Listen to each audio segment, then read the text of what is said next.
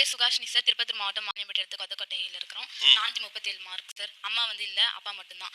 அம்மா வந்து 5th படிக்கும்போது இறந்துட்டாங்க. அதுக்கப்புறம் தாத்தா, பாட்டி அப்பா தான் வளர்த்தது எங்கள. அந்த பொண்ணு நீங்க தானே இந்த பஸ்ஸை மிஸ் பண்ணிட்டு ஓடுனது? Yes sir. என்னாச்சு அது? பஸ்ஸு வெயிட் பண்ணுனேன் சார். 8:10க்கு வரும் பஸ்ஸு. நான் வந்து 7:50க்குலாம் வீட்ல இருந்து கிளம்பி பஸ் ஸ்டாப் போயிடுவேன். அப்புறம் பஸ் வந்துச்சு நிக்கவே இல்ல. அதனால எக்ஸாம் எழுத முடியாதுன்னு சொல்லிட்டு பயத்துல அப்படியே ஓடி போய் பஸ் ஏறினேன் சார்.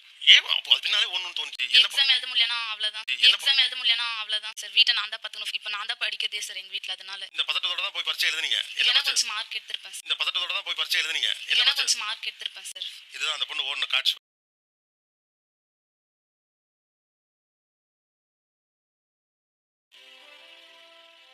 கல்விக்காக ஓடுற ஓட்டம் இது.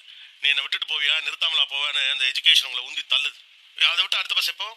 ஒரு 8:30 மணி 9 மணிக்கு தான் சார். ஒரு ஒரு நேரத்துல பஸ் இருக்காது சார். சரி, இப்போ இந்த வண்டியை துரத்தி பிடிச்சி ஏறி நினைச்சீங்களே, பரவாயில்ல போனா என்ன ஒரு ஆட்டோல போகலாம் அப்படின்னு நினைக்கலையா? காசு